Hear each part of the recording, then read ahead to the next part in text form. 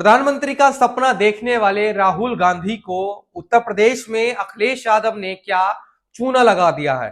नमस्कार दोस्तों, स्वागत है आप सभी का एवी लाइव न्यूज पर। मैं हूं आपके साथ विमल त्यागी। आज हम बात करेंगे राहुल गांधी और अखिलेश यादव का जो गठबंधन हुआ उत्तर प्रदेश में, उसकी हम बातचीत करेंगे।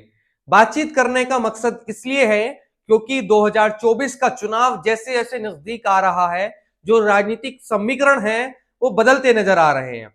अभी कुछ दिन पहले अखिलेश यादव के साथ जयंत चौधरी हुआ करते थे, लेकिन अब जयंत चौधरी प्रधानमंत्री नरेंद्र मोदी के साथ जाने के लिए तैयार हो चुके हैं। लेकिन उसके बाद अखिलेश यादव के साथ आते हैं राहुल गांधी। ये जोड़ी 7 साल बाद फिर से एक बार उत्तर प्रदेश में दिखने वाली है। 2017 के विधानसभा चुनाव में अखिलेश यादव और राहुल गांधी की ये जोड़ी, जिनको यूपी के दो युवा लड़के कहा गया, मतलब कि यूपी के लड़के के नाम से ये पूरा गठबंधन 2017 के चुनाव में चला था, लेकिन ये यूपी के लड़के कुछ नहीं कर पाए थे। कई सारे इसके पीछे के कारण हैं, क्योंकि उत्तर प्रदेश में 2012 से 2017 तक समाजवादी पार्टी की सरकार थी। समाजवादी पार्टी के सत्ता में रहते हुए जब चुनाव हुआ तो अखिलेश यादव बिल्कुल बुरी तरीके से हार गए थे, और साथ में थे उनके राहुल गांधी। और फिर आई बीजेपी की सरकार। लेकिन अब इस 2024 के चुनाव में अखिलेश यादव ने क्या वाकई में राहुल गांधी को चूना लगा दिया। ऐसा मैं क्यों बोल रहा हूं? अगर आप कांग्रेस पार्टी के समर्थक हैं, अगर आप राहुल गांधी को प्रधानमंत्री बनाना चाहते हैं, तो ये खबर आपके लिए है। क्योंकि जो चीजें हैं वो मैं आपको बताऊंगा। सबसे पहली बात तो ये कि कहते हैं कि दिल्ली की गद्दी का रास्ता जो है वो यूपी से होकर गुजरता है। अब यूपी में लोकसभा में 80 सीटें हैं। अब 80 सीटों में से कांग्रेस पार्टी के खाते में गई 17 सीट, यानी कि कांग्रेस पार्टी 80 में से मात्र 17 सीटों पर चुनाव लड़ेगी। अब सोचने वाली बात यह है कि जिस दिल्ली की गद्दी का रास्ता उत्तर प्रदेश से होकर गुजरता है, उसी उत्तर प्रदेश में कांग्रेस पार्टी के पास मात्र 17 सीटें हैं चुनाव लड़ने के लिए।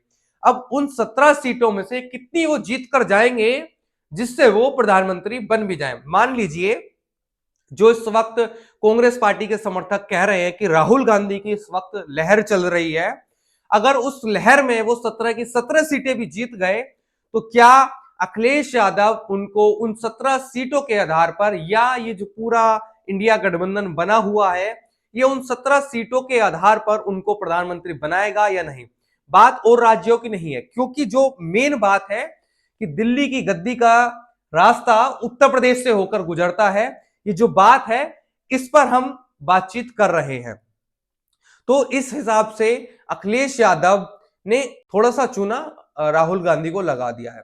और दूसरी बात यह है, और क्यों चूना लगा है, क्योंकि अब राहुल गांधी उम्मीद नहीं है कि उनका कि उत्तर प्रदेश से वो चुनाव लड़े, क्योंकि पिछली बार हार गए थे और वायनाड चले गए थे।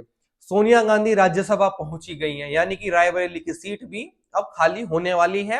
अब रायबरेली की जनता क्या तैयारी कर रही है, या कांग्रेस पार्टी क्या चाहती है कि प्रियंका गांधी रायबरेली से चुनाव लड़ें और कांग्रेस में एक जान डालें? क्योंकि कहा यह जा रहा है कि ये जो गठबंधन हुआ है, ये भी प्रियंका गांधी ने जब इसको इसमें एंट्री करी, उसके बाद ये गठबंधन हुआ। तो कहने का मतलब ये, कांग्रेस पार्टी किस आधार पर ये कांग्रेस पार्टी ने गठबंधन किया? क्या जो मकसद है सिर्फ और सिर्फ मोदी को किसी तरीके से रोकना है, या कांग्रेस पार्टी के समर्थक जो चाहते हैं कि राहुल गांधी इस देश के प्रधानमंत्री बने, तो 17 सीट जो उत्तर प्रदेश में मिली हैं, क्या उस आधार पर अब राहुल गांधी को प्रधानमंत्री ये इंडिया गठबंधन चुनेगा? इसलिए मैं कह रहा हूं कि राहुल गांधी को अखिलेश यादव ने उत्तर प्रदेश में 17 सीट देकर चूना लगा दिया। इसकी वजह यही है कि दिल्ली की गद्दी का रास्ता उत्तर प्रदेश से होकर गुजरता है, और 17 सीटों पर नहीं लगता कि राहुल गांधी प्रधानमंत्री बन जाए। अगर हम उत्तर प्रदेश की बात करें, और अन्य राज्यों में भी गठबंधन हो रहा है। दिल्ली में आम आदमी पार्टी के साथ कांग्रेस ने गठबंधन किया, चंडीगढ़ में किया और गोवा में किया। मतलब अलग अलग राज्यों में गठबंधन हो रहा है। उधर बंगाल में कुछ सीटें देने के लिए ममता बनर्जी तैयार हैं। तो थोड़ी थोड़ी सीटें कांग्रेस पार्टी को मिल रही हैं और उसके बाद भी कांग्रेस पार्टी के समर्थक ये उम्मीद लगाए बैठे हैं कि हम अपने राहुल गांधी को प्रधानमंत्री बना देंगे।